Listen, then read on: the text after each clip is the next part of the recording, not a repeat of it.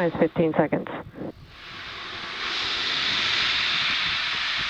10, 9, 8, 7, 6, 5, 4, 3, 2, 1, 0.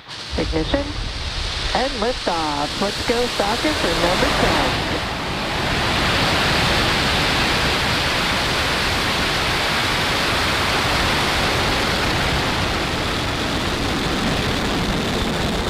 Vehicles pitching down Stage 1 chamber pressure is nominal.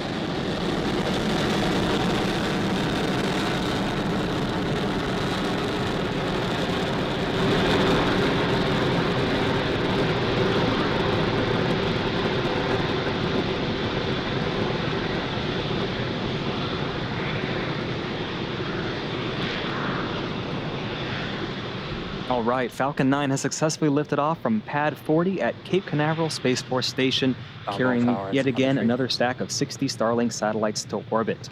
Just moments ago, we throttled the engines down in preparation for max Q. That's the point of maximum aerodynamic pressure, occurs right after we go supersonic. After this point, we're then able to throttle the engines back supersonic. up. That call is just about 10 seconds away.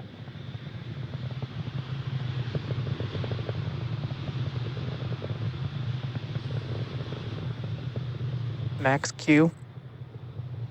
We've successfully crossed the max Q threshold. We're throttling our Merlin engines back up. As the atmosphere gets thinner and thinner, the stresses on the vehicle continue to diminish. And we're just about a minute away from 3 major events happening one after another. Main engine cutoff, known as MECO, stage separation, and second engine start 1. To explain the first one, MECO, this is where all 9 M1D engines shut off and they slow the vehicle down in preparation for stage sep. And that's where, once again, the first stage and second stage separate. Stage 1 makes its way back down to sea level for landing, and stage 2 continues its primary mission, along with the fact that the Mvac engine lights up and propels that second stage, along with the Starlink satellites to orbit. Following a nominal trajectory. We're 30 seconds away from those events. Falcon 9 continues to be on nominal trajectory. Our Mvac engine is starting to chill to prepare for that second engine start just about 20 seconds from now.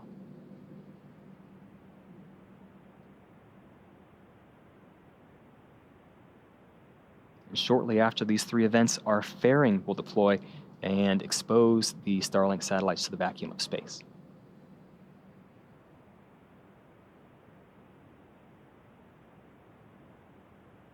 Main engine cutoff.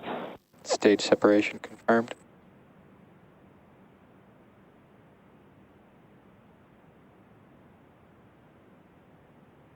Mvac ignition. All good news so far. The 9 Merlin engines have shut down. Our first and second stages are heading their separate ways, and our Mvac engine has begun burning and will continue to do so for about the next 6 minutes. Fairing separation confirmed. We have confirmation, and you can see it there. The 2 fairing halves have jettisoned and are heading back down. As a reminder, this is the second flight for these fairing halves, and we'll be attempting to recover them once again via a wet recovery from the contracted recovery vessel Sheila Bordelon. Everything is nominal so far. Both vehicles continue to follow nominal trajectories.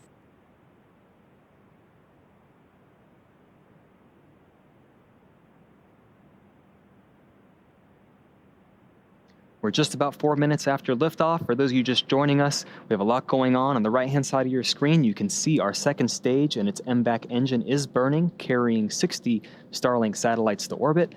And on the other hand, we have our first stage beginning its 10th recovery attempt. As stage 2 continues to burn, as you see here, stage 1 is actually going to execute 2 separate burns in order to make its way back to Earth.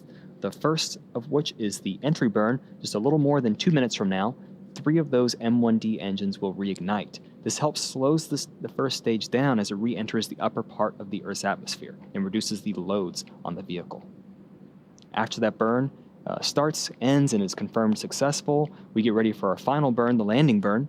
It's a single center engine burn that brings the vehicle speed down rapidly in order to land on the drone ship safely.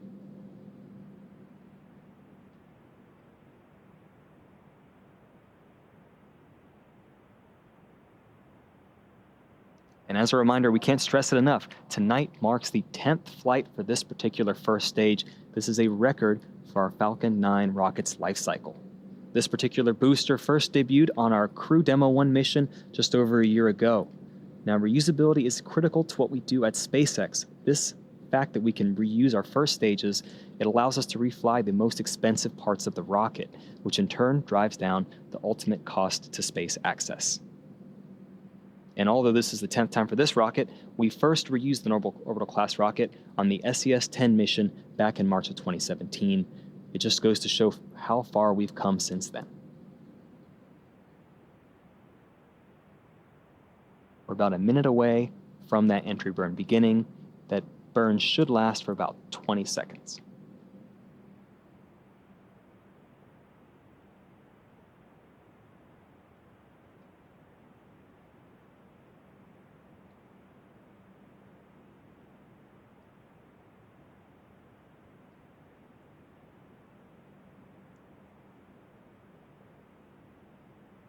Now we're about 30 seconds away from that first stage entry burn igniting. The center engine will ignite at first. 2 more engines will ignite shortly after that. The Merlins on this first stage are optimized to operate at sea level, and they achieve about 190,000 pounds of thrust apiece during ascent and descent.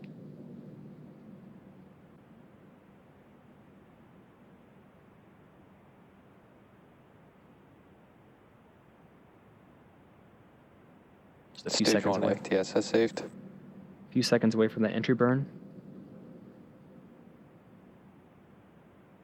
Stage 1, entry burn startup. And you can see that plume is starting to expand as the other 2 engines begin to fire.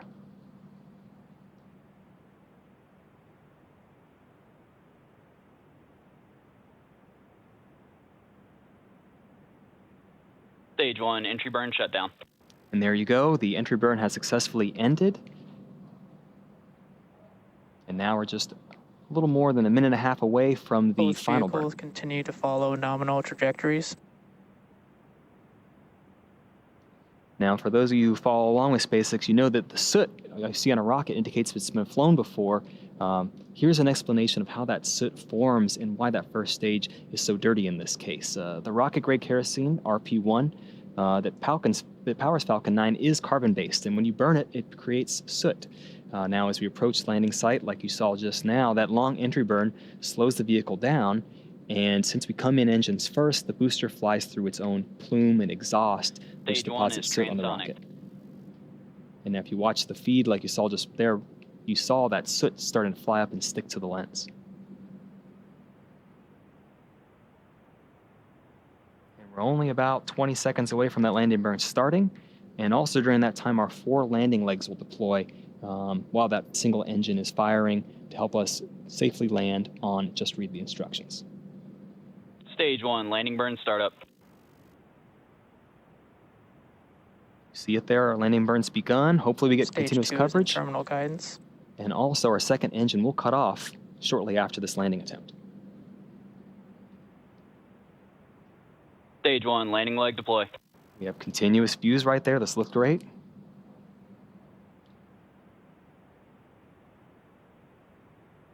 Stage 2 FTS is saved.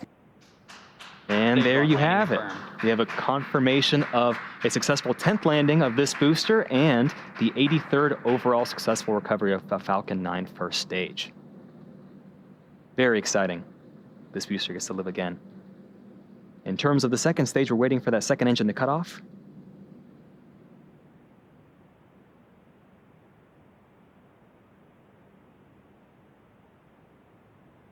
That second engine has cut Nominal off. orbit insertion.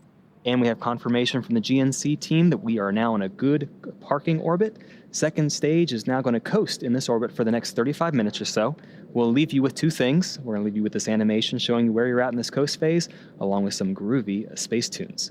We'll see you back here around T plus 44 minutes for that second engine start 2 phase.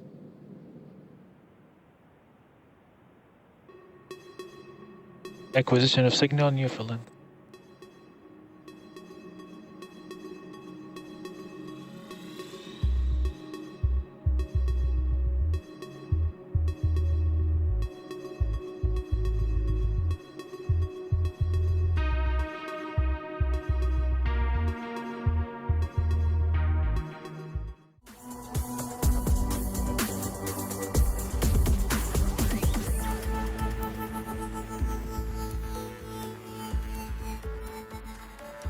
Welcome back to the live webcast of SpaceX's 27th Starlink mission. We'll catch you up to speed. We had an on-time liftoff at 2:42 a.m. Eastern Time, and tonight's first stage had a record-breaking successful 10th flight and successful 10th recovery. In terms of our second stage, everything is still looking good. We're on a nominal trajectory, and we're getting ready for the SES-2 event in a few seconds. It'll be very short compared to SES-1 in comparison, just 1 second long of our Mvac engine. And after that, we'll go back into a coast phase, but coasting's putting it lightly. The vehicle's currently traveling at about 7.7 kilometers per second. That's over 17,000 miles per hour, a very fast journey for our 60 Starlink satellites. We may not have video of this event coming up, but currently the vehicle's over the Indian Ocean, and we're going to wait for those call-outs just a few seconds from now.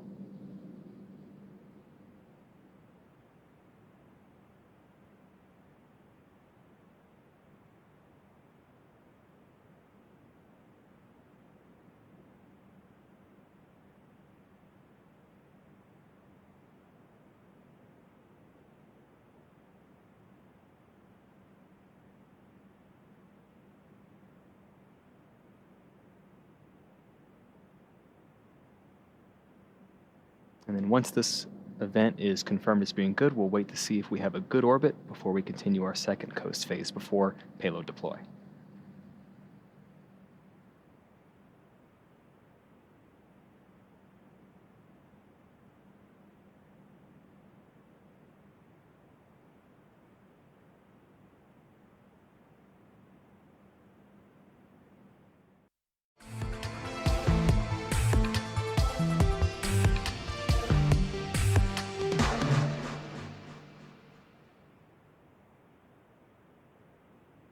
Good morning and welcome back once again to our broadcast for our 27th Starlink mission.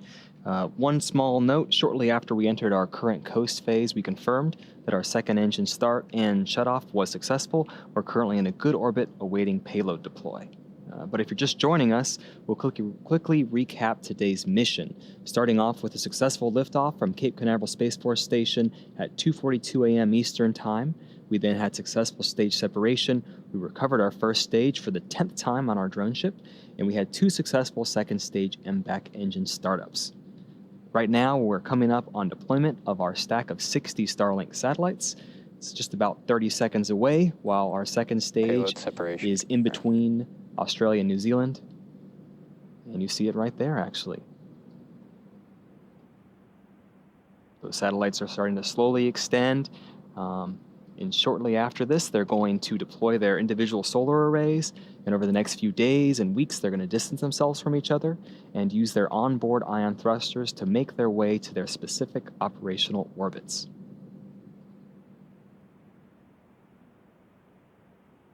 And with that, that will bring our webcast to a close for today. We want to thank the Range and the Federal Aviation Administration for supporting today's mission. And thank you to you, all of our viewers, as well to all of our Starlink customers using our beta service at this time. Nominal payload If you're insertion. interested in being part of our beta program, please head over to starlink.com and sign up. I hope you enjoyed the webcast tonight, and a special thanks to all the mothers out there. Happy Mother's Day.